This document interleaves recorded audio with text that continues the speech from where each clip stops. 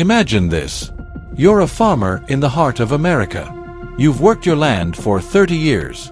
You grow rice, clean, healthy, and abundant. But now, no one wants it. Not because it's bad, but because a country that calls itself your ally says no. And your own government, they're getting ready for war, a trade war. This is not just politics. This is personal. This is survival. June 30th, Washington, D.C. President Donald Trump makes a post on Truth Social, short, sharp, and angry. I have great respect for Japan. They won't take our rice, and yet they have a massive rice shortage. That's not just a complaint. That's a warning. Behind the scenes, Treasury Secretary Scott Bessent prepares the next move. A formal letter of tariff rate increases, a declaration that says, "We tried to talk. Now we're done waiting." These tariffs, once at 10%, could shoot up to as high as 50% on July 9th. It's a message to Japan, and to the rest of the world. Play fair, or pay more. Trump isn't new to hardball diplomacy. He's used tariffs before like weapons, not to destroy, but to demand respect. But this time, the target isn't steel or oil. It's rice, a staple food, a symbol of culture, a livelihood for thousands. And now, a pawn in a global power game. Japan, known for its traditions, for its pride in self-reliance, has strict limits on imported rice. Even during shortages, they prioritize domestic farming. But in doing so, they block American farmers. Farmers who now face loss, debt, and despair. On a quiet farm in Arkansas, Jim Reynolds walks through his fields. His hands are calloused. His back is bent. But his eyes are sharp. He's seen droughts, storms, markets crashing. But this is different. We were told to produce more. Now we're told to wait. How long can we wait before the bank stops waiting? Jim has warehouses filled with rice. Clean, quality grain, ready for export. And yet, it just sits. Because one handshake between two nations never came. He turns to the camera, voice quiet. "This isn't just rice. This is my life." Trump accuses Japan of being spoiled by U.S. trade generosity. And maybe, he's not wrong. For years, the U.S. has offered favorable deals, taken economic hits for diplomatic peace. But now, with elections nearing and public frustration rising, Trump's message is clear. No more Mr. Nice Guy. But will this tactic work? Or will it push allies further apart? Japan's negotiator says both sides are working hard on a deal. But in politics, words mean little without action. And time is running out. If a deal isn't reached, a wave of tariff hikes will hit, not just Japan, but multiple countries. Businesses will scramble. Prices may rise. And the global market, it'll feel the tremor. For Japan, refusing American rice isn't just about economics, it's about identity. For America, pushing rice exports isn't just about money, it's about fairness. And somewhere between policy and pride, real people are caught in the middle. Trade is more than numbers. It's trust. It's about believing that what you grow, what you create, has value beyond borders. So the question isn't just, will Japan accept American rice?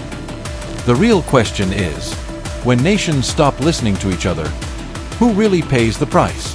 The clock keeps ticking, and behind closed doors, pressure is mounting. At the White House, the tone has shifted. The language is sharper. The options, fewer. White House spokesperson Caroline Leavitt makes it clear. President Trump will meet with his trade team to set tariff rates if countries don't come to the table in good faith. That single line sends a ripple across the global trade map. The message: time is up for delays. Just days ago, Treasury Secretary Scott Bessent had offered hope. He'd mentioned the possibility of extending the deadline, a sliver of breathing room for countries still negotiating. But now, live on Bloomberg TV, he retracts the softness. Only President Trump will decide on extensions, Bessent states firmly. No more flexibility. No more promises. The tone has gone from diplomatic to executive. What once felt like a conversation now feels like a countdown. From Tokyo to Brussels to Brasilia, there's a mad rush behind the scenes. Governments are revising documents. Diplomats are on midnight calls. Trade ministers are rushing to secure commitments before the window slams shut. Everyone wants clarity, but no one has it. They all ask the same question. Will we be granted more time? But the truth is simple and chilling. Only Trump knows. The White House keeps using one phrase: good faith. But that phrase isn't clearly defined. What does good faith even look like to Trump? To some countries, it means slow, careful negotiation, diplomacy, respectful delays. But to this administration, it might mean fast compliance, hard numbers, a signature, no games. If a country appears to stall, the tariffs hit, and hit hard. While deals are discussed in gold-trimmed rooms, the impact hits ordinary lives. A soybean farmer in Nebraska wonders if his shipment will make it to Japan next month. A part supplier in Osaka fears price hikes that could collapse her small business. A factory in Mexico holds off on hiring, waiting for Trump's next move. This isn't just about economics. It's about stability, jobs, families, futures. Behind every policy are people holding their breath. Trump's trade team is working day and night. But ultimately, everyone knows one truth. The decision is his. Bessent admits it openly. We expect a flurry of deals before the July 9th deadline. Why the sudden rush?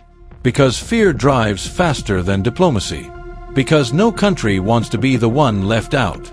Because Trump's unpredictability is part of his strategy. And now, everyone's playing his game on his clock. Inside the Oval Office, Trump reviews trade maps, flags, contracts, red folders labeled with countries' names. Some have deals nearly done. Some are barely negotiating. Some haven't even replied. And in the silence of that room, one decision holds the weight of 1,000 consequences. He leans back in his chair, then forward. As the July 9th deadline races closer, tension breaks the surface. Behind the scenes, U.S. Treasury Secretary Scott Bessent delivers a final message, part warning, part ultimatum. We have countries negotiating in good faith, he says.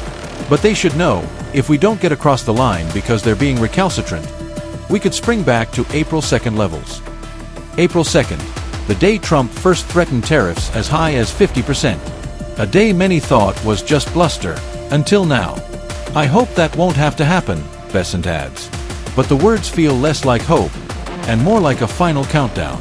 In Tokyo, Japan's lead negotiator Ryosei Akazawa walks out of a closed-door session. His expression, stoic, determined. We will continue working with the U.S. to reach an agreement, he says. But we will defend our national interests. That statement is more than diplomacy, it's defiance. Because Japan knows what's at stake. If Trump imposes a 25% tariff on Japanese automobiles, the hit to Japan's economy would be catastrophic. Automotive exports are one of Japan's lifelines. And Trump knows that. The question is, will he pull the trigger? Meanwhile, in Europe, talks have taken a different tone. The European Union is open to maintaining the US's 10% tariff, for now. But they want something in return.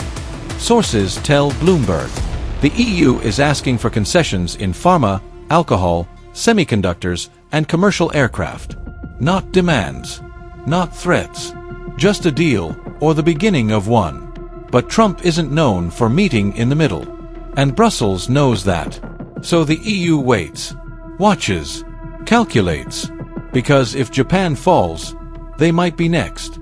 In the Roosevelt Room, Trump sits with his closest advisors, Bessent, trade reps, and legal counsel. Files are open. Deadlines circled. Charts and projections surround him. But Trump isn't looking at the data. He's staring straight ahead. Thinking. Bessent reiterates. Sir, some nations are negotiating in good faith. But if we show softness now, they'll all delay. They'll all push back. The room goes silent. Because everyone knows, once Trump signs the letters, the tariffs become real. And the ripple will hit every market on Earth.